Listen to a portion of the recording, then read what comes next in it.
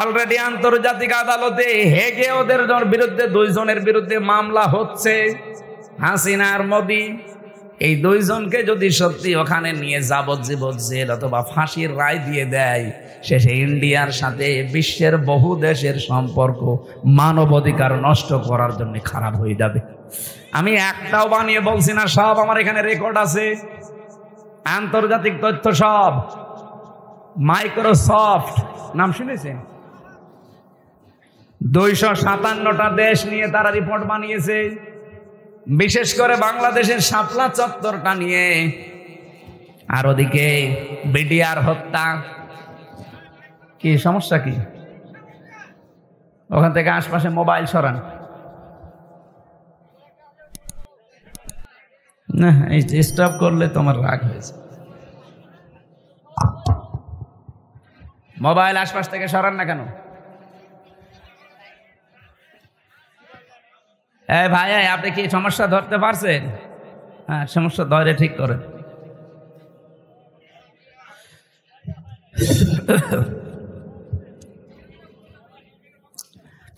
আমার ভাইরা, যে কথা তুলেছিলাম এখান থেকে আমার নিজের কাছে এই কথা মনে হচ্ছে, আমি নিজে যেহেতু রিপোর্টগুলো গতকালকে পেয়েছি, আর আমি বলছি একটা আমার নিজের না, খ্রিস্টানদের বানানো রিপোর্ট।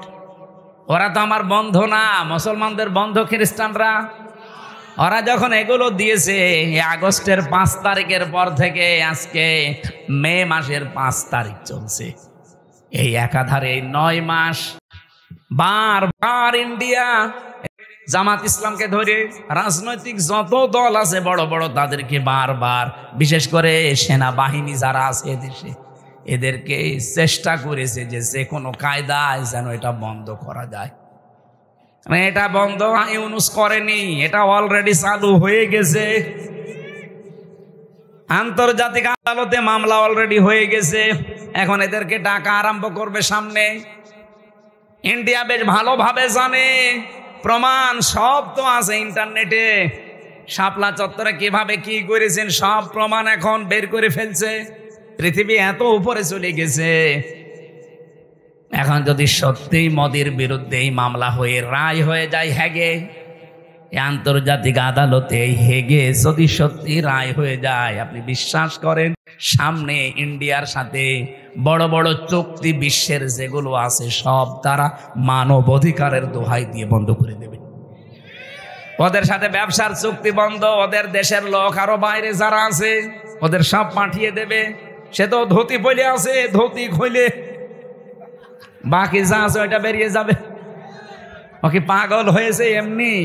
এই কারণে হঠাৎ করে এখন মুসলমানদের উপর অত্যাচার আরম্ভ করেছে, যেন বিশ্বের দৃষ্টি এখন অন্যদিকে যায়। আরে বিশ্বের মানুষ আপনাদের মতো গরুর মদ খায় না, আমরা জাতে মাতাল হলেও তাহলে ঠিক আছি। এই জন্য অনেকে এখন মুখ ফিরিয়ে নিচ্ছে, কাউকে যখন রাজি করতে পারে নাই, বহুবার চেষ্টা চালিয়েছিল। আপনি দেখেননি বারবার জামাত ইসলাম বলেন, বিএনপি বলেন, রাজনৈতিক দল বলেন, ধর্মীয় যারা আছে তারা বলেন, বারবার আমরা চাচ্ছিলাম তাড়াতাড়ি নির্বাচন দিয়ে দেন, দিয়ে দিলে কি হবে, ইউনুস চলে যাবে, ওরা আবার কনভেনশন করে সব ঠিক করে ফেলবে। আর ও চাচ্ছিল যদি এভাবে অন্তত 2 বছর কেটে যায় তাহলে দেশ কন্ট্রোলের বাইরে চলে যাবে। অলরেডি এখন সামরিক একটা ঘাঁটি তৈরি হচ্ছে। আপনি দেখেছেন এই কয়েকদিনের ভেতরে মোদির মুখ শোকাতে শোকাতে এখন মনে হচ্ছে বান্দরের পেছন হয়ে গেছে। সামনে আরো কয়েকটা গেম আসতেছে।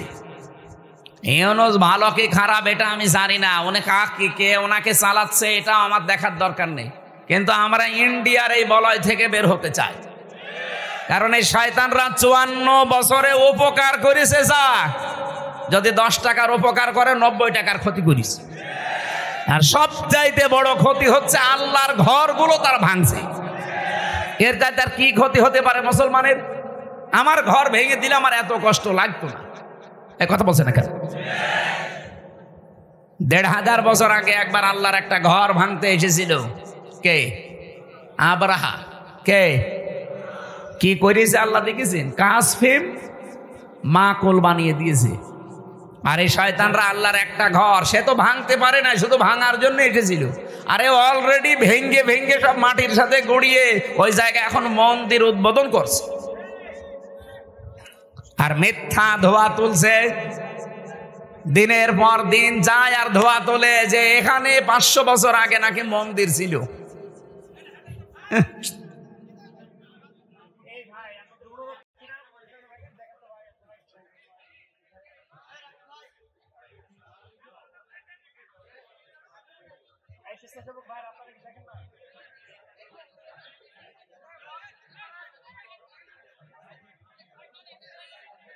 এই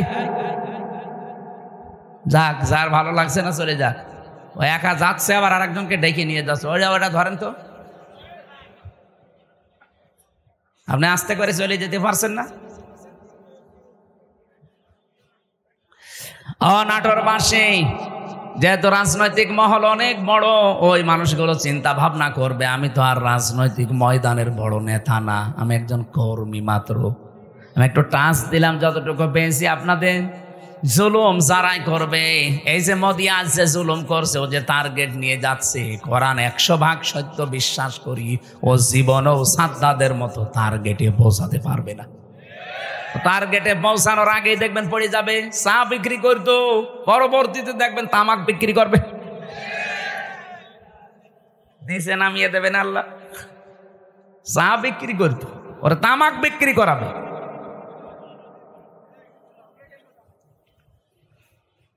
অলরেডি দাঙ্গা বাঁধিয়ে দিয়েছে ভারতে। গত পরশুদিনও দেখলাম 2 জন মুসলমান দাড়িওয়ালা ধরে সরাসরি জবাই করছে।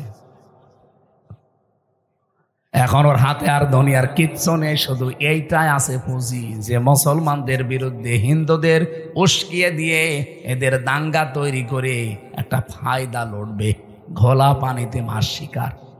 এই জন্য গোবিন্দ পরামানিক কিন্তু বুঝে ফেলেছে, বাংলাদেশের পুরা বাংলাদেশ মিলে হিন্দু মহাজোট আছে, তার মহাসচিব গোবিন্দ চন্দ্র পরামানিক গত পরশুদিনও জানিয়েছে না যে তামাম পৃথিবীর হিন্দু ভাইরা, হিন্দু বোনেরা সবাই এই মাতাল মোদিকে থামান। এটা মাতাল, এই শয়তানের মনোবাসনা পূর্ণ করতে গিয়ে যা আরম্ভ করেছে, এ পৃথিবী কয়েকদিন পরে বসবাসের অযোগ্য হয়ে যাবে, কারণ ঘরে ঘরে তখন মারামারি শুরু হবে। এই জন্য লোকটাকে থামাতে বলছে।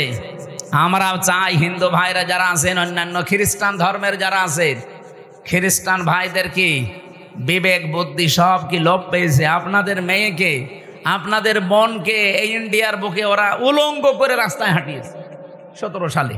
এই কথা বলছেন না কেন? আমি কি বানিয়ে বলছি? আপনাদের মাকে, বোনকে, মেয়েকে যারা উলঙ্গ করে রাস্তায় হাঁটাতে পারে, তাও রাজপথে, আপনাদের কি বিবেকে কুকুরে প্রসব করেছে? বিবেকটা জাগ্রত হচ্ছে না? অন্তত এই উগ্রপন্থী সন্ত্রাসী জঙ্গি এই যে যারা আছে, এদেরকে থামানো দরকার এখনই, নাই তো এ বাতাস বাংলাদেশে আসলো বলে তখন আমরা নিজেরা কামড়া কামড়ি করে মরা লাগবে। ওরা এমনি বারবার এই হাওয়া দিয়েছিল, কিন্তু বাংলাদেশের মানুষ যাই হোক কোনো হাওয়াতে ফলে নাই। ফুটবলকে একবার একজন জিজ্ঞাসা করছে যে এত লাথি খাও কেন? বলছে ভাই আমি মানুষের পামে ফুলি, লোকে আমারে হাওয়া দিয়ে ফোলায়, এই জন্য লাথি দেয়। আমি তো নিজে ফুলতে পারি না, আমি যদি নিজে ফুলতে পারতাম তাহলে আমাকে কেউ হাওয়া দিত না, আর আমাকে কেউ লাথি দিতেও পারতো না। মানুষ যেহেতু আমারে পাম দেয় আবার লাথিও দেয়, তখন তো আমরা আর কোনো কারোর পামে হাওয়ায় ফুলতে রাজি না। সে আমেরিকা বলেন, ইন্ডিয়া বলেন, চীন বলেন, রাশিয়া বলেন, কারো হাওয়া পেয়ে ফুলতে পারবে?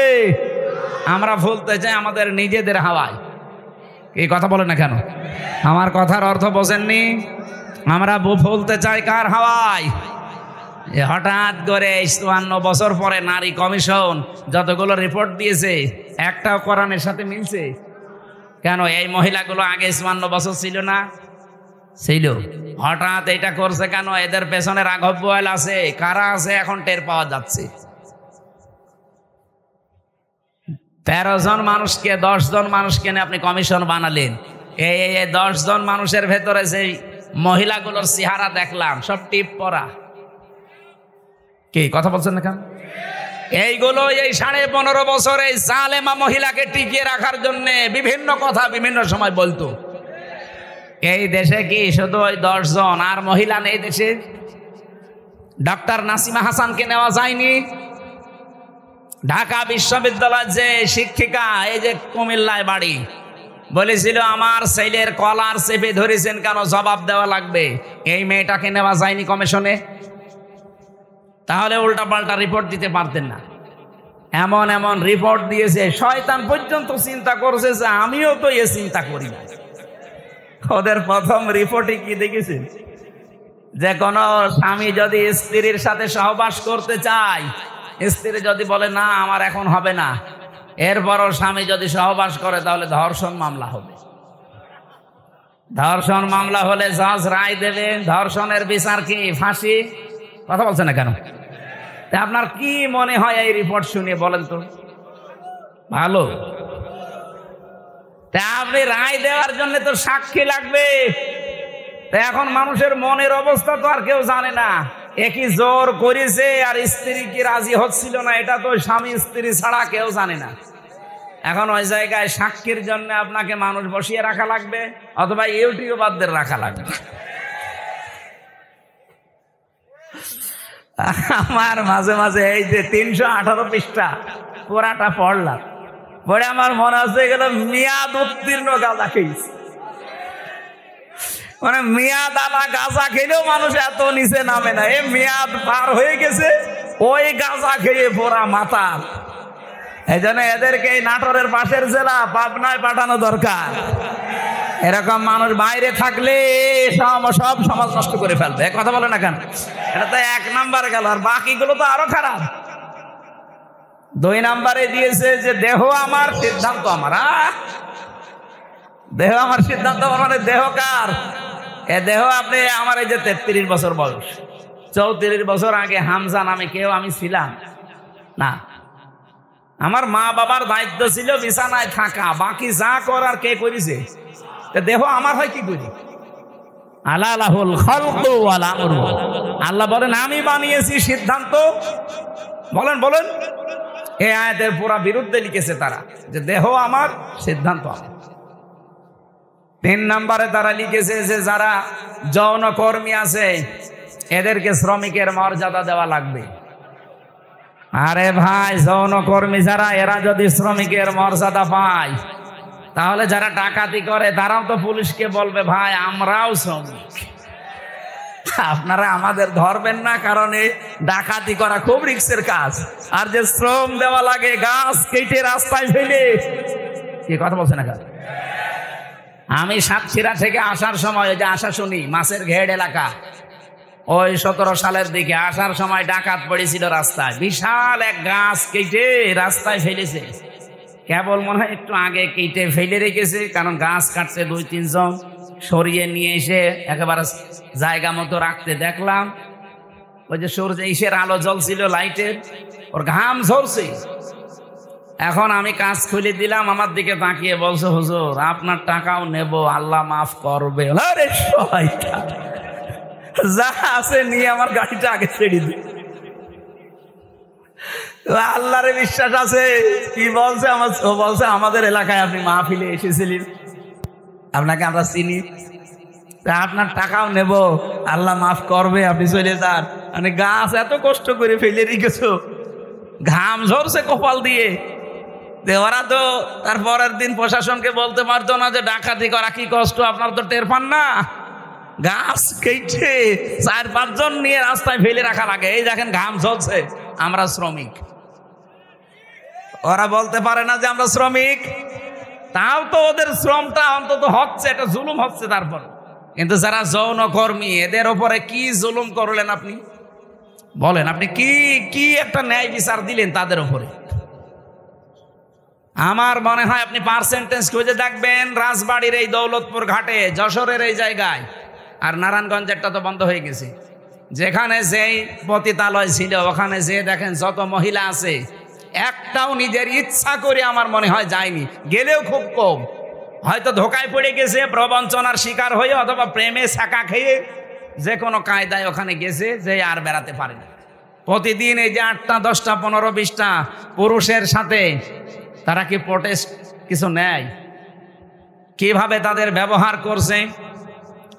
আপনি যে বিশ্ব স্বাস্থ্য সংস্থা যে রিপোর্ট দেয়, স্বামী বাদে অন্যের সাথে মিলন যারা করে এদের এই যে HIV কি বলে এটারে, এইডস হওয়ার সম্ভাবনা 100 ভাগের 99 ভাগ। আপনি এই কমিশনের মাধ্যমে রিপোর্ট দিয়ে যৌনকর্মীর উপর আপনি ন্যায় বিচার করেন না, আরো বিচার করছেন। ওদের সব এইডসের দিকে ছেলে দিয়ে আমার মনে হয় ওরাও 2 দিন পরে দেখেন মিছিল বের করবে যে নারী কমিশন তো মানা দূরের কথা, ওদের ফাঁসি দিয়ে দিন। শয়তানরা আমাদের জীবনের উপর আরো অত্যাচার বাড়িয়ে দিচ্ছে।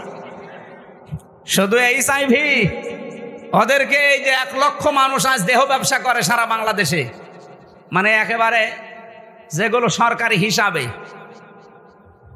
এই মানুষগুলোকে আমার মনে হয় আলেমদের পরামর্শ নিয়ে সরকারের যে বাজেটগুলো আছে এখান থেকে টাকা পয়সা দিয়ে এদের পুনর্বাসন করে দিন, হয় একটা কর্মসংস্থান দেন সম্মানজনক, তারা সম্মানজনক জীবন নিয়ে তারা পরিবার নিয়ে দরকার হয় যদি সেরকম পরিবেশ পায় বিয়ে শাদী করে জীবন চালাক। যে সমস্ত দেশ আছে যেখানে পতিতালয় চলে না, সেই দেশগুলো দেশে শ্রীকে নেই, চলছে না পৃথিবীতে। আপনাকে কোন কারণে এই পাপের কাজ করা লাগবে? যেখানে জেনা ব্যভিচার ওপেন হয়ে যায় সেই দেশে আমার আল্লাহর রহমতের দৃষ্টি আল্লাহ তুলে নেয়, গজবের দৃষ্টি নিক্ষেপ করে। বলেন নাউজুবিল্লাহ। এই দেশটাকে গজবে ফেলে দেওয়ার জন্য এরা কাজ করছে, আর এদের পেছনে কিছু রাঘব বোয়াল আছে। এই জন্য আমরা বলতে চাই, এই কমিশন মানা তো দূরের কথা, এই কমিশন যা রিপোর্ট দিয়েছে রিপোর্ট না, ও কমিশনই আমরা মানি না। ওদেরকে এই মুহূর্তে বাতিল করে হয় পাবনায় দিয়ে দেন অথবা ফাঁসি দিয়ে দেন। হ্যাঁ, আপনারা রাজি নেই? হয় ওদের স্থান পাবনায় দেবেন, নাই ফাঁসি দেবেন। কোরআনের 13টা আয়াতের উপরে হাত দিয়েছে ওরা।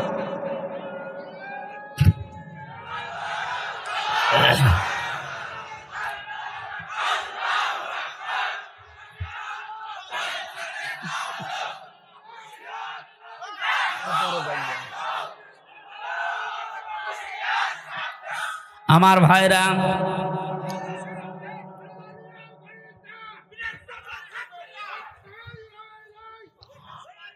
আমার যে কথা বলছিলাম আমি বৃষ্টি নিয়ে, আল্লাহ রাব্বুল আলামিন এই পৃথিবীতে যে বড় বড় 4টা রহমতের ঘোষণা দিয়েছিলেন তার 1 নম্বরে ছিল বৃষ্টি, 2 নম্বরে ছিল কন্যা সন্তান। কিন্তু আমরা কন্যা সন্তানের নাম শুনলে বা আসলেই আমার যে বাবা যারা, অনেক বাবা মন খারাপ করে। বিশ্বনবী জানিয়েছেন কোন পরিবারে যদি একটা কন্যা আসে সঙ্গে সঙ্গে আল্লাহ 4 জন ফেরেশতা পাঠিয়ে দেয়। কোন পুরুষ মানুষ আসলেই সেখানে 4 জন নাই, 1 জনও ফেরেশতা আছে। এ কথা কোরআন হাদিসে আছে নেই? মেয়েরা যারা এসেছেন, সম্মানিতা মা বোনেরা, আপনাদের কাছে বিপদে ফেলার জন্য কমিশনে নারী নামে কিছু হিজড়া, এগুলো নারী বলা যায় না। এগুলো নারী বলবেন কি করে আপনি? ওদের চেহারার দিকে তাকিয়ে দেখেন, নারীর কোনো বৈশিষ্ট্য ভেতরে পাওয়া যাচ্ছে না। এখানে আমরা মনে হয় মাইকে ঘোষণা দিলে যারা পুরুষ মানুষ, যে মহিলা প্যান্ডেলে যান, পুরুষগুলো পুরুষ প্যান্ডেলে যান, আর কিছু মানুষ ওই যে বিড়ি খেয়ে বেড়াচ্ছে, ওদের আপনি কোন প্যান্ডেলে ঢোকাবেন? হ্যাঁ, নারী কমিশনে যে 10 জন মানুষ রিপোর্ট দিয়েছে, 10 জনের চেহারায় দেখলাম একটাও নারীর মতো মনে হচ্ছে না। পুরুষও তো তারা না, তারা তৃতীয় লিঙ্গ হবে। আপনাদের জন্য ওইটা ঠিক আছে, এই দেশের মহিলাদের প্রতিনিধিত্ব করার কোনো ক্ষমতা অধিকার আপনাদের নেই। মেয়েরা আল্লাহর সবচাইতে বড় রহমতের সৃষ্টি।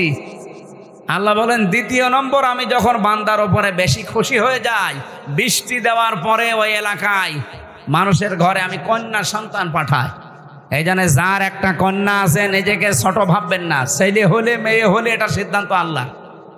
ছেলে হলে আপনার সব কিছু করে দেবে, কে বলেছে আপনাকে? মেয়ে হলে দুনিয়া আখেরাত 2টাই উজ্জ্বল হয়ে যাবে। দুনিয়া তো আছেই, যদিও আমাদের এই দেশে ইসলাম না থাকার কারণে মেয়েদের অনেক অধিকার নষ্ট হচ্ছে। ইসলাম আসলে অধিকারগুলো পঙ্খানো মেয়েরা ফিরে পাবে।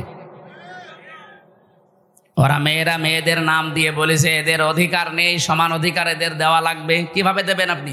আমি পুরুষ মানুষ, হাফ প্যান্ট পরে আমি খেজুর গাছে অন্তত রস পাড়তে পারবো, মেয়েরা পারবে?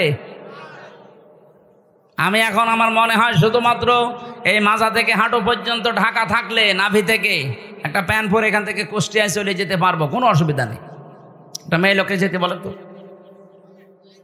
পারে, কুষ্টিয়া না, এখান থেকে এই নাটোরের বাজার পর্যন্ত গেলে চারিদিকে সেল্লিবিল্লি হয়ে যাবে। আর ওদের বলে সমান অধিকার দেওয়া লাগে। অধিকার সমান কিসের? ওদের মর্যাদা আমাদের চাইতে 3 গুণ বেশি। সুবহানাল্লাহ বলতে পারেন নাই? এই জন্য মেয়ে যাদের বাড়িতে আসে, হযরত ওমর বলেন যে বাড়িতে একটা মেয়ে আছে, মনে করবেন সেই বাড়িতে আল্লাহর একটা জান্নাত আছে। সুতরাং যারা মেয়ের বাবা আছেন, 1 মেয়ের বাবা আপনার একটা জান্নাত, 2 মেয়ের বাবা আপনার 2টা জান্নাত, 3 মেয়ের বাবা আপনার 3টা জান্নাত। আল্লাহ রাব্বুল আলামিন আমাদেরকে 3টা মেয়ে দিয়েছে। আল্লাহ আমাদেরকে যেন নবীর এই হাদিস অনুযায়ী জান্নাতেও এরকম 1টা 2টা 3টা করে দান করেন, বলেন আমিন। 3 নম্বরে একটু ভালো করে শুনবেন হাদিসটা। আল্লাহর নবী বলেন 3 নম্বরে আল্লাহ যখন বেশি খুশি হয়ে যায় তখন ওর বাড়িতে আল্লাহ মেহমান পাঠায়। কিন্তু আমাদের তো সমস্যা, মেহমান আসলে আমাদের মন খারাপ হয়ে যায়। 4 নম্বরে বিশ্বনবী মুহাম্মদ রাসূলুল্লাহ জানিয়েছেন এই পৃথিবীতে আল্লাহ সব চাইতে যখন একেবারে খুব বেশি বান্দার উপরে খুশি হয় তখন তাকে রোগ দেয়। এই জন্য রোগ শোক হলে আপনার জীবনের অপরাধগুলো আল্লাহ মাফ করেন। জানা অজানা যত অপরাধ করেছিলেন এগুলো আল্লাহ আস্তে আস্তে রোগের কারণে, যদি জ্বর হয় এই জ্বরের কারণে একটা গুনাহ আল্লাহ মাফ করে দেয়। পথে চলতে ফিরতে হোঁচট খেয়েছেন, হোঁচট খেয়ে হঠাৎ করে নখ ভেঙে গেছে, রক্ত বের হচ্ছে, মনে করবেন আমার একটা গুনাহ আল্লাহ মাফ করে দিয়েছে। এই জন্য রোগ শোক হলে আল্লাহর কাছে শিকায়েত করা না, অভিযোগ করা না, আরো শুকরিয়া করা দরকার। যদিও দুনিয়ায় কষ্ট হচ্ছে, এই কষ্টের মাধ্যমে আমার জীবনের পরবর্তী যে জীবন আমার আখিরাতের শুরু হচ্ছে, এটা শান্তি, স্বস্তি এবং কল্যাণময় আল্লাহ করার চেষ্টায় আছে। সুবহানাল্লাহ। নবীজি বলেন 4টা রহমত তো মানুষ খারাপ ভাবে অসন্তুষ্ট হয়, পছন্দ করে না, কিন্তু 4টা গজব আছে দুনিয়ায়। এই 4টা গজব পেলে মানুষ খুব খুশি হয়। 1 নম্বরে যৌতুক। এটা কি? এটা গজব। এইটা পেলে আমরা খুশি না বেজার? সে হুজুর বলেন আর খেজুর বলেন, সবাই যৌতুকের জন্য খুশি, অথচ যৌতুকের টাকা খাওয়া আর পায়খানা খাওয়া এটা সমান না? না, সমানও না। কারণ পায়খানা খেলে একটা গোনা হয় আর যৌতুকের টাকা নিলে ডবল গোনা হয়। একদিকে তো কবিরা গোনা আর একটা জুলুমের গোনা। মেয়ের বাপের খুশি ছাড়া, তার মন থেকে খুশি হওয়া ছাড়া তার বাড়িতে ছেলের বাড়ির লোকজন যে একটা পান খাওয়াও জায়েজ নেই। কি কথা বলছেন? আমি কি বানালাম এটা? হাদিস। নবীজি বলেন যতদিন আমার যতগুলো বিবাহ করেছি, যত মেয়েকে বিয়ে দিয়েছি, আমার একটা মেয়েকে কোনোদিন যৌতুকের টাকা দিয়ে, সম্পদ দিয়ে বিয়ে দেওয়া লাগে নাই। প্রতিটি বিয়েতে আমি আমার মেয়েদের এবং আমার বিয়েতে আমি অলিমা করেছি। কি করেছি বলেন তো? অলিমা কি ছেলের বাড়ি হয় না মেয়ের বাড়ি? বলেন বলেন। মেয়ের বাড়ি বলল কে? মেয়ের বাড়ি অলিমা হবে কেন? মেয়ের বাড়ি হয় বরযাত্রী মানুষ যায়, অথচ বরযাত্রী ইসলামে নেই। নাটোরবাসী আজকে থেকে সিদ্ধান্ত নিয়ে বাড়ি যাবেন, জীবনে আর কোনোদিন কারো বরযাত্রী যাব না। আজকের ওয়াজ শুনতে এসে ভুল করেছে, জীবনে খাওয়া দাওয়া বন্ধ হয়ে গেল। আরে ভাই, ইসলামে যেটা নেই ওটা আপনি করে আনন্দ পাবেন, ওটা ডবল গুনাহ হবে। কারণ এমনি জায়েজ নেই, তারপর আপনি আনন্দে আনন্দে গিয়েছেন। হ্যাঁ, যদি কেউ দাওয়াত দিতে আসেন বলবেন যে অলিমা করেন, আমি আপনার বাড়ির দরকার 5 দিন যেয়ে খাবো। এই জন্য যৌতুক আজকে থেকে বন্ধ। যৌতুক মনে করেন শুধু টাকা নিয়ে, ফ্রিজ নিয়ে, টেলিভিশন নিয়ে, মোটরসাইকেল নিয়ে না। মেয়ের বাবার বাড়ি থেকে যদি তার অনুমতি ছাড়া, তার খুশি ছাড়া যদি একটা পানও কেউ খায়, ওইটাও যৌতুক। যে ছেলে খাক, ছেলের বাবা খাক, আপনি ছেলের আত্মীয় স্বজন যে খাবেন কি করে? আশা করছে এটা আজকে থেকে বন্ধ করে দেয়। এটা হিন্দুদের কালচার, আমরা মুসলমানরা এটা মানতে পারি না। 2 নম্বরে এটা একটু সমস্যা আছে, এটা বলবো। নবীজি বলেন সবচাইতে বেশি আমার আল্লাহ খুশি হয় ওই 4টা কাজ করলে, বৃষ্টি হলে, কন্যা সন্তান হলে, মেহমান আসলে, আর রোগ ব্যাধি হলে। আর সবচাইতে বেশি আমার আল্লাহ নারাজ হয়, কিন্তু আমার বান্দা বান্দিরা খুশি হয়। 1 নম্বরে যৌতুক, 2 নম্বরে গীবত। এই গীবত করলে মানুষ খুব খুশি হয়, অথচ আমার আল্লাহর আরশ পর্যন্ত কম্পন ধরে। জীবনে যদি আপনার নেকির কাজ কমও থাকে ভাইরা, আমি আহ্বান জানাচ্ছি, আপনার নামাজ, রোজা, হজ, যাকাত, দান, সাদগা, জীবনের আমল আখলাক কম হয়েছে, আল্লাহ মাফ করে দেবে। কিন্তু গীবত যদি আপনি কারো করে থাকেন, ওটা আবার শোধ দেওয়া লাগবে। যেই দোষ যার ভেতরে নেই, ওইটা যদি তার উপরে আপনি চাপিয়ে দিয়ে ওটা বলতেই থাকেন, তাকে কালার করার জন্য চেষ্টা করেন, এটা তখন আর গীবতও থাকে না, তখন তোহমত হয়ে যায়। আর এটা বাংলাদেশে সবচাইতে বেশি চলছে। এই কথা বলছেন এখানে কত মানুষ এখনো বিভিন্ন জায়গায় বসে আছে, দেখে তারা গীবত চালাচ্ছে। গীবত করলে মানুষ খুশি হয়, কিন্তু আমার আল্লাহ বেজার হয়ে যায়। 3 নম্বরে সবচাইতে বেশি খুশি হয় মানুষ মিথ্যা বললে, কিন্তু আমার আল্লাহ নারাজ হয়। 4 নম্বরে আল্লাহ পাক সবচাইতে বেশি নারাজ হয় সুদ খেলে, কিন্তু মানুষ খুশি সুদ পেয়ে। এখানে আমার বিশ্বাস অনেক মানুষ এখানে বসে আছে যারা টাকা ছেড়ে রাখে। 1000 টাকা দিলে বছর মাসে মাসে 100 টাকা বেশি দেয়। এলাকায় নেই এটা? এই সুদের সাথে যারা জড়িত আছেন, টাকা ছেড়ে রাখেন, টাকা আসে, আপনি লিখে নিতে পারেন আপনি মায়ের সাথে এখনো জেনা করছেন। এই কাজে যারা আছেন, এই মুহূর্তে তাওবা করে ছেড়ে দেওয়া লাগবে। যারা যারা রাজি আছেন তারা হাত তোলেন তো, অসুবিধা নেই, তোলেন। যারা ছেড়ে রেখেছেন তোলেন। আপনি বুঝে ফেলেছেন, চালাক আছে নাটোরে মানুষ, কাঁচা গোল্লা খাওয়া মানুষ তো খুব চালাক আছে। হাত তুলে আবার নামিয়ে ফেলেছে। না, আমি জানি এখানে বহু মানুষ এরকম আছে, যেই মানুষগুলো টাকা ছেড়ে রেখে এসেছে, মাহফিল শেষ করে ওই টাকা সকালে যেয়ে তুলবে। সুদের টাকা তুললে সবচাইতে নারাজ হয় বেশি কে? আর সবচাইতে বেশি খুশি হয় সে নিজে। সুতরাং এই 4টা রহমত, 4টা গজব, বেজার হয় আল্লাহ 4টা কাজে, আর আমরা নিজেরা বেজার হই 4টা কাজে। আল্লাহ আমাদেরকে কন্যা সন্তান যেহেতু রহমত, বৃষ্টি যেহেতু রহমত, এই পৃথিবীতে মেহমান আসা রহমত, আল্লাহ রোগ ব্যাধি দিয়েছে, এটাও রহমত। এগুলো পেয়ে নারাজ না হয়ে এগুলোর সঠিক এবং পরিমার্জিত ব্যবহার করার তৌফিক কামনা করছি। সকলে বলেন আমিন।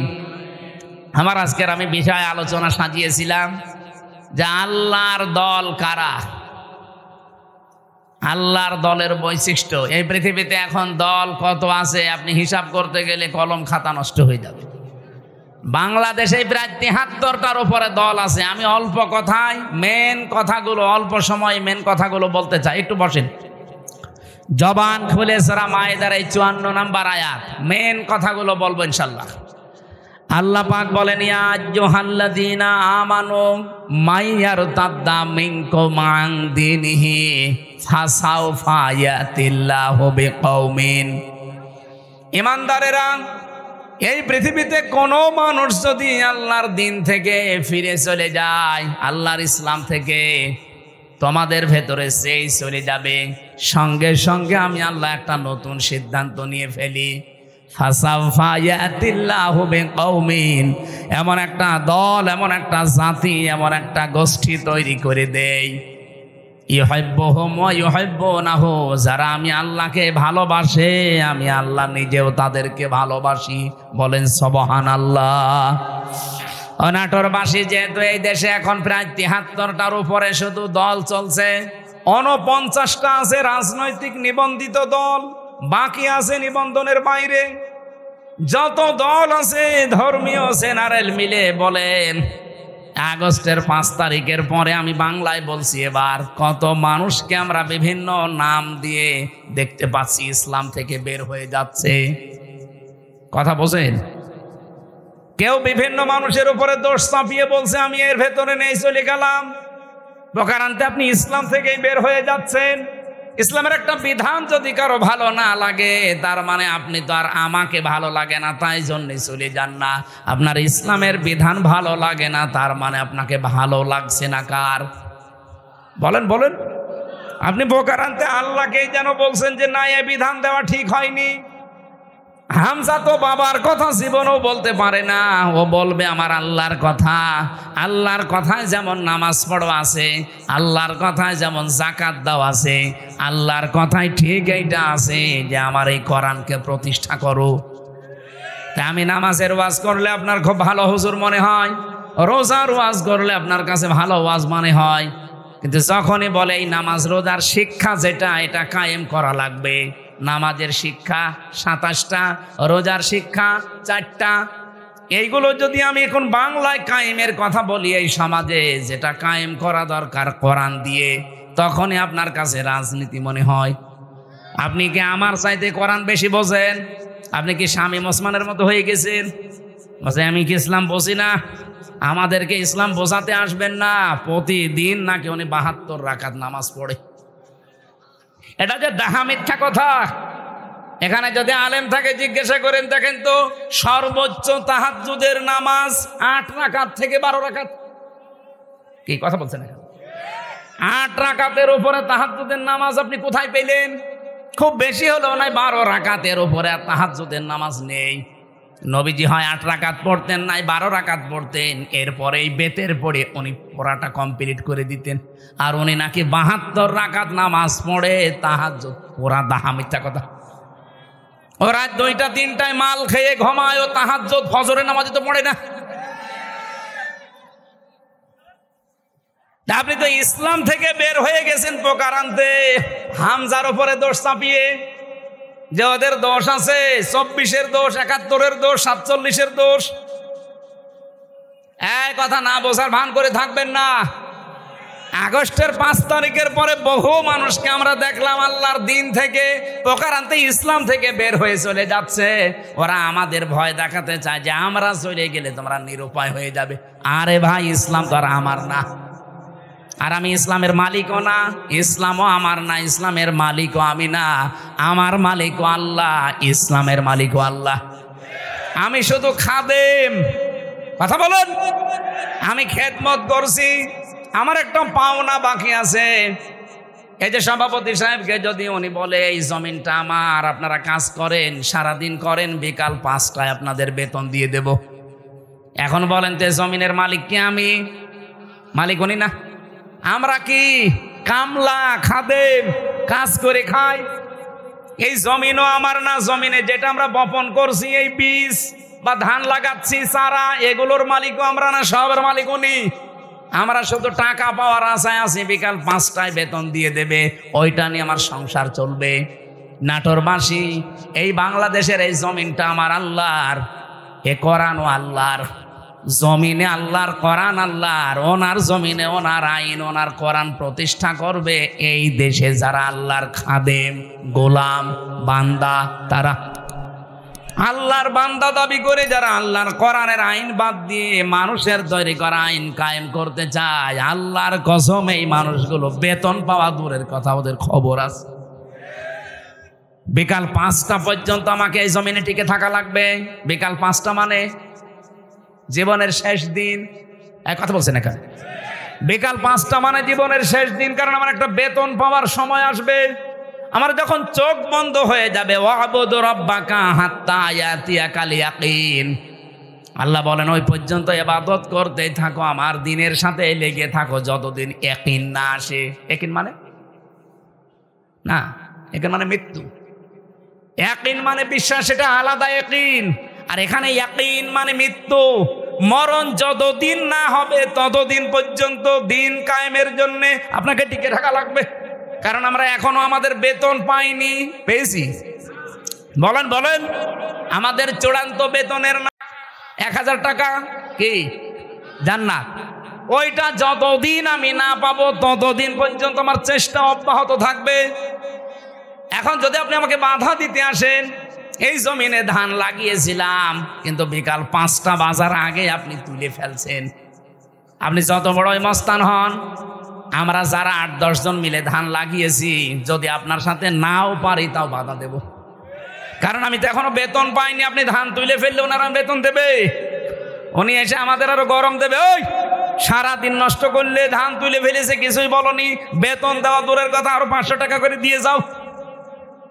যে জমিন আল্লাহর, কোরআন আল্লাহর, আমরা তো খাদেম, কামলা, 5 জন মনীষ, লেবার যাই বলেন, আমরা চেষ্টা করে যাচ্ছি। আমাদের চেষ্টা হচ্ছে জমিনে এটা প্রতিষ্ঠা করা। হ্যাঁ, পদ্ধতি আমাদের ভুল হতে পারে, কেউ কেউ গণতন্ত্রের পদ্ধতি নিয়েছে, আপনার পদ্ধতি ভুল হতে পারে, কিন্তু আমার মন তো ঠিক আছে যে আমি জমিনে আল্লাহর দ্বীন কায়েম করব। হ্যাঁ, কথা বলেন না কেন? হ্যাঁ বলেন। আফগানিস্তান তারা একটা পদ্ধতি নিয়েছে, তারা এক পদ্ধতি নিয়ে তারা অলরেডি কায়েম করে ফেলেছে। তুরস্ক একটা পদ্ধতি নিয়েছে, আপনি মোরসির দিকে তাকান, সে একটা পদ্ধতি নিয়েছিল, যে যেখানে ইসলাম কায়েমের জন্য চেষ্টা চালাচ্ছে। পদ্ধতি ভুল হতে পারে, কিন্তু তার কর্ম তো ঠিক আছে, তার মনের আকাঙ্ক্ষা, আশা, তামান্না এই যে আল্লাহর জমিনে আমি জীবনের শেষ দিন পর্যন্ত অন্তত দেখতে চাই যেটা কায়েম হয়েছে। আমার রাস্তা ভুল হলে কি আমি একটু ঘুরে ফিরেও আসতে পারবো না জায়গায়? এখন যদি একে ভাইকে বলি যে আমি নাটোরে যাব, উনি একটা রাস্তা দেখিয়েছে, এ মোসাম ভাইকে বললাম নাটোরে যাব, উনি আমারে দেখিয়েছে সেই বড়াই গ্রাম গুরুদাসপুর ঘুরে।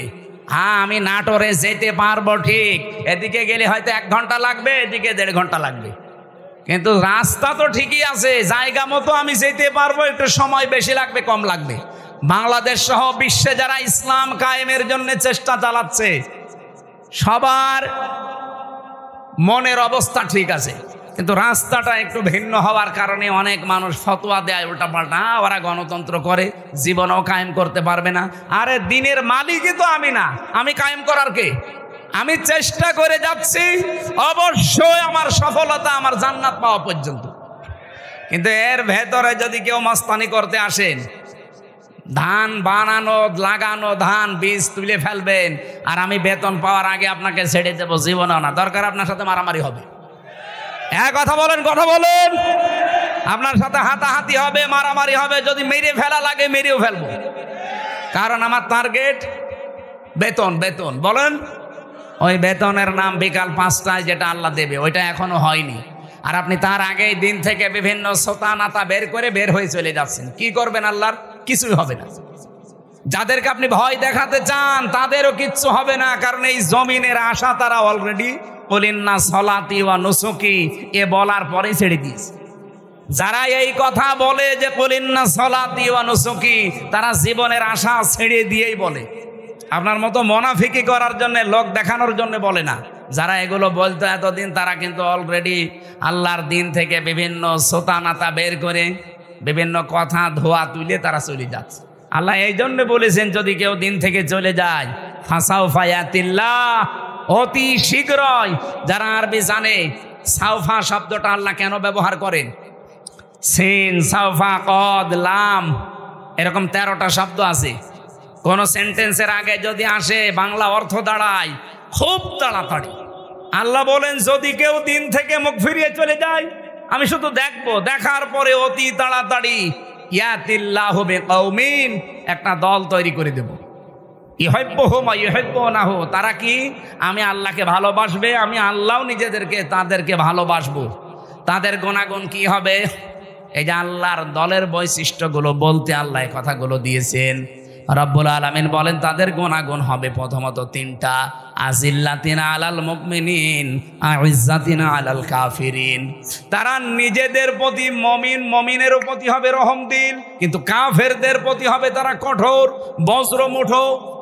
বাংলাদেশে আজ দেখান একটা দল কিন্তু অলরেডি আল্লাহ তৈরি করে দিয়েছে, যারা নিজেদের প্রতি এত রহমদিল, নিজের আপন ভাইয়ের সাথেও তাদের এত ভালোবাসা নেই।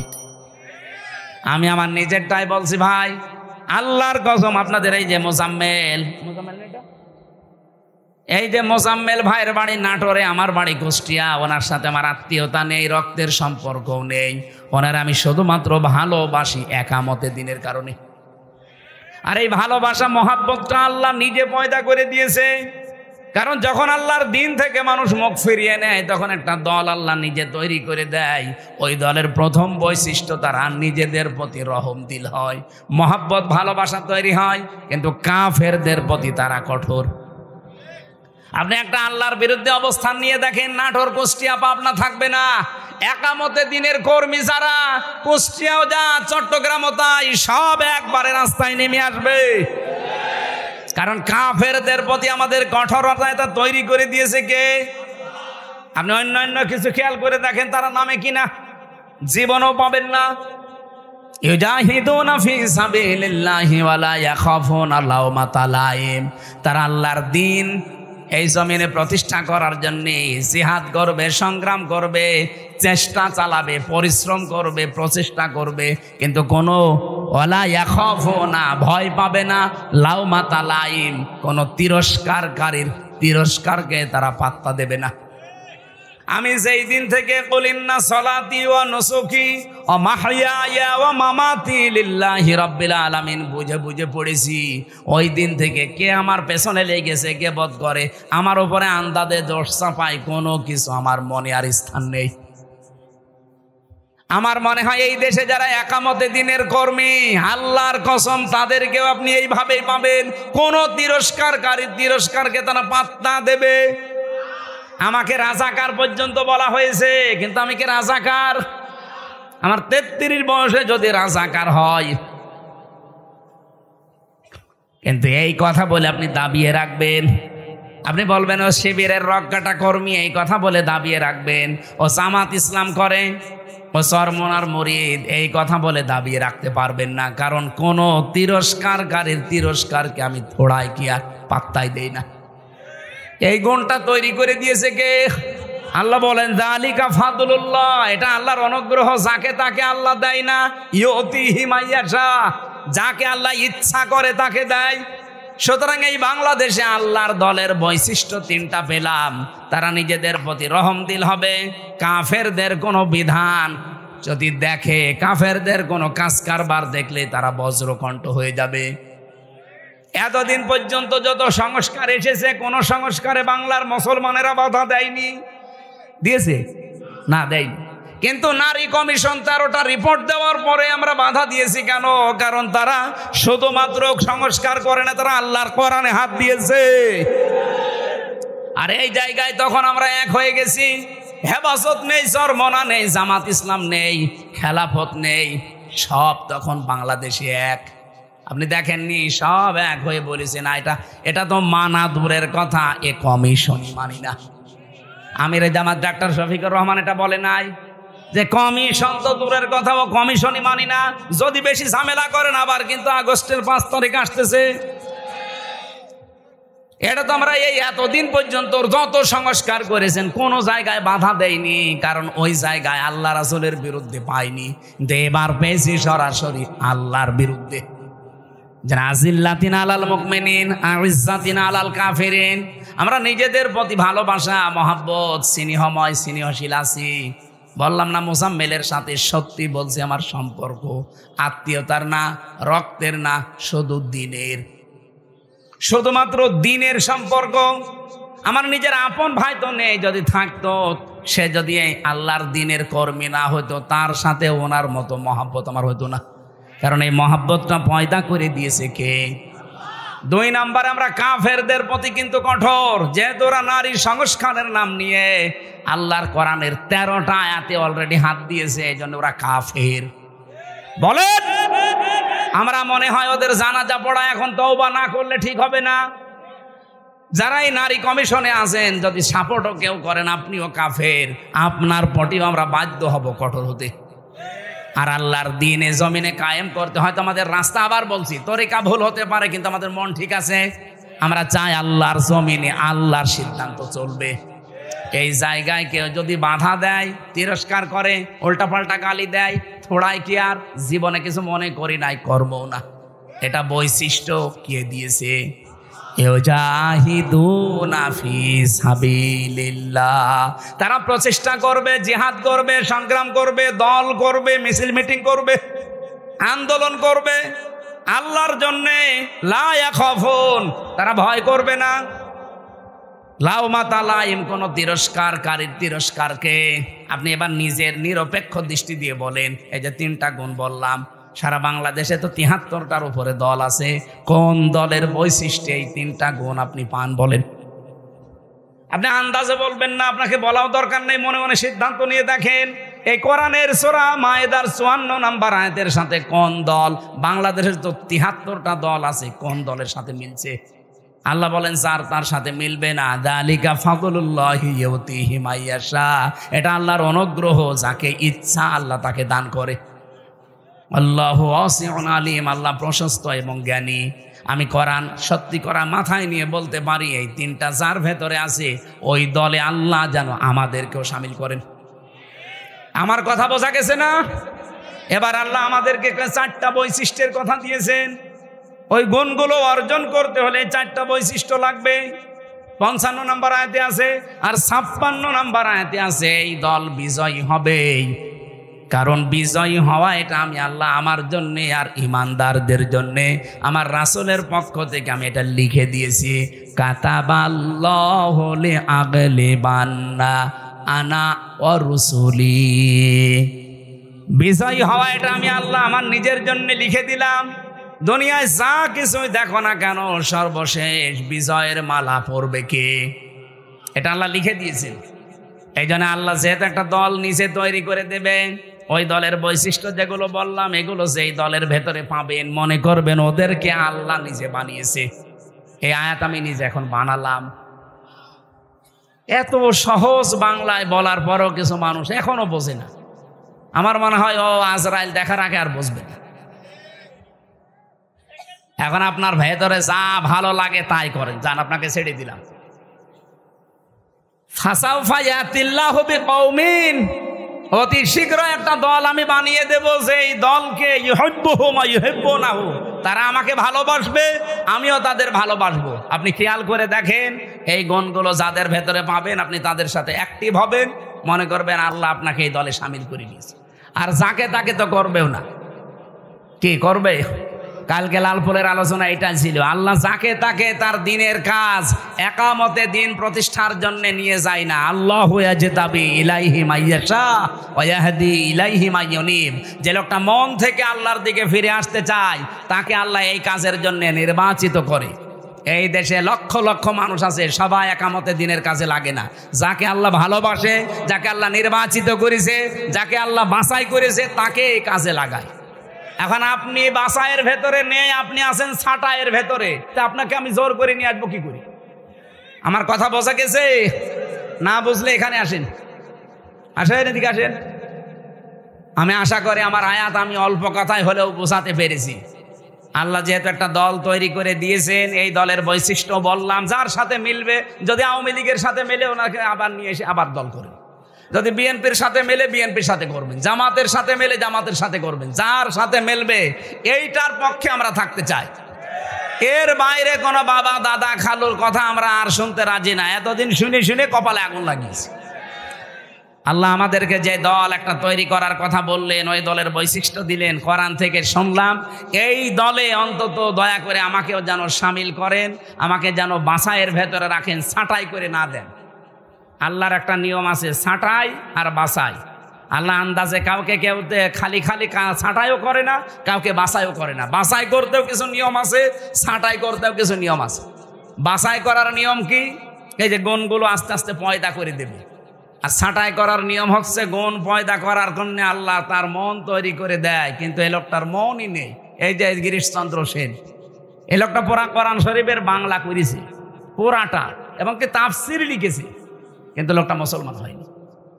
আপনি নরসিংদী যান, ওর বাড়িতে ওকে পুড়িয়ে ফেলেছে, ওর বাড়িটা আছে। আমি নিজে গিয়ে দেখেছি এই লোকটা পুরা কোরআন, আবার জীবনী নিয়ে পড়ছিলাম, পুরা কোরআন শরীফ বাংলা করেছে। আপনি যা তা মনে করছেন, অর্থ করে তাফসির করেছে। আর তাফসির যারা করে, যারা যারা বসে জিজ্ঞাসা করেন, এক একটা শব্দের কমপক্ষে একাধিক, অন্তত 3টা শব্দের অর্থ তো জানাই লাগবে। দরবা মানে মারা, দরবা মানে দৃষ্টান্ত দেওয়া, দরবা মানে সফর করা, এরকম 33টা অর্থ আছে এক একটা শব্দের।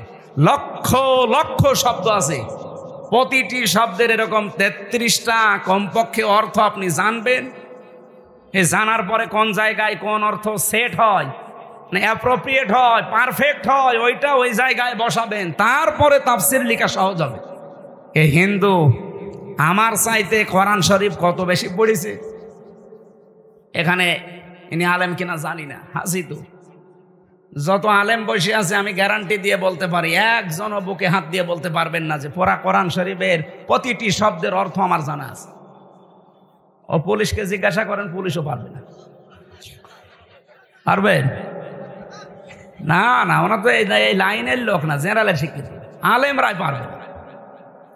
আমি নিজেও আমার মনে নেই ভাই, আমি সত্যি কথা বলছি। আমি পড়েছিলাম, পুরাটা শেষ করেছি, তাও একবার দুইবার না, কমপক্ষে 70 বারের উপরে জেলখানায় থাকতে পড়েছি।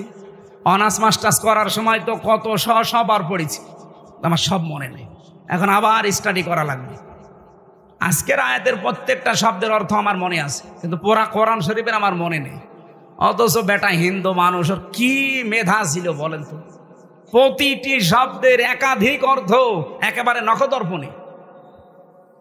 তাও যেখানে যেটা খাটে, যেখানে যেটা মিল হয়, ঠিক ওইভাবে লিখেছে পুরা কোরআন শরীফের। অথচ লোকটা মরে যাওয়ার পরে ঈমান পায়নি, মরে যাওয়ার পরে জানাজা হয়নি, কবরে দেয়নি, আগুন দিয়ে পুড়িয়ে ফেলিস। কারণ ও আল্লাহর বাছাইয়ের ভেতরে ছিল না, ছাঁটাইয়ের ভেতরে ছিল। আল্লাহ আপনাকে বাছাই করবে না ছাঁটাই করবে, এটা আপনার মনের ওপরে। এখন আপনি কি করবেন সিদ্ধান্ত নিয়ে বাড়ি যান। আমি যে জেলখানায় মেয়েদের যে বই লিখেছিলাম, তাদের যে পারিবারিক জীবনের সমস্যা এবং তার সমাধান, বিশেষ করে মেয়েদেরটা আপনারা নেবেন। এটা শুধুমাত্র নারীদের জন্য আর একটা পুরুষের জন্য আছে। এটা পড়া ওদের পরিবারে যে সমস্যা করে কি কি জিনিস নিয়ে, 120 পৃষ্ঠা, এটা ওদেরকে পড়াবেন, কাজে লাগবে। কোথায় এখানে আছে? ওই যে গাড়িতে আছে, যাওয়ার সময় নিয়েছে, এই যে গাড়িতে।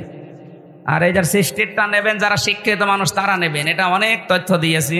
আর মেয়ে যে মাদ্রাসার মাহফিল, তো এরা টাকা পয়সার জন্য আর আবার আহ্বান জানাচ্ছে, টাকা তোলেনি একবার। আরও যারা দিতে চান যদি থাকে, আপনারা যাওয়ার সময় বিভিন্ন জায়গায় ওদের লোক থাকলে দিয়েছেন। আর হ্যাঁ, ব্যাগ নামিয়ে দেবো আবার। হ্যাঁ, আপনারা কই ব্যাগালা কই? মহিলা প্যান্ডেলে যারা আছে ছোট ছোট বাচ্চাদের পাঠিয়ে দিন। আয় রে আল্লাহ রে, মোনাজাত কি করবে? এই যে 2 ঘন্টা ওয়াজ করলাম, আরে মানুষ এখন চলে যাবে। এটা মোনাজাতটা করে দেন ভাই, টাকা পয়সা দেন না দেন, মোনাজাতটা করে দেন। তার মাদ্রাসার মাহফিলটা একটু খেয়াল রাখবেন, এই মাদ্রাসা যেন টিকে থাকে, 51 বছর টিকে আছে, তা যেন কিয়ামত পর্যন্ত থাকে। হয়তো এই মানুষগুলো আর 20 বছর পরে থাকবে না, কিন্তু এটা টিকে থাকে যেন কিয়ামত পর্যন্ত। বাড়িতে যাওয়ার সময় নিয়েন, আর ওনাদের লোকজন যেখানে আছে ব্যাগে একটা দিয়ে দিয়েন। আল্লাহুম্মা আমিন। লা ইলাহা ইল্লা আনতা সুবহানাকা ইন্নী কুনতু মিনাজ জালিমিন। আল্লাহুম্মা গফিরলি ওয়ারহামনি ওয়াহদিনি ওয়াফিনি ওয়ারযুকনি ইয়া রাব্বাল আলামিন। আল্লাহ, রাত 12:30 পার হয়ে 11:30 পার হয়ে গেছে। গভীর রজনীতে কোরআনের কিছু মূল মেসেজগুলো আমরা শুনেছি, এগুলোর উপরে তুমি আমাদেরকে কবুল করে নাও। ফাসাউফা ইয়াতিল্লাহু বিকওমিন, অতি শীঘ্রই তুমি এমন একটা দল তৈরি করবে, ইউহিব্বুহুম ওয়া ইউহিব্বুনাহু, যে দল তোমাকে ভালোবাসবে তুমিও ভালোবাসবে। আল্লাহ, ওই দলে আমাদেরকে শামিল হওয়ার সুযোগ করে দাও। দিন কায়েম হয়েছে বাংলাদেশে, 56,000 বর্গ মাইল কোরআন দিয়ে চলছে, এটা যেন দেখে মরতে পারি, তৌফিক দাও। এ মাহফিলের আয়োজন করতে গিয়ে যারা শ্রম দিল, এদেরকে ক্ষমা করে দাও। বিশেষ করে সম্মানিত সভাপতি আমার আরাফাতের ভাই,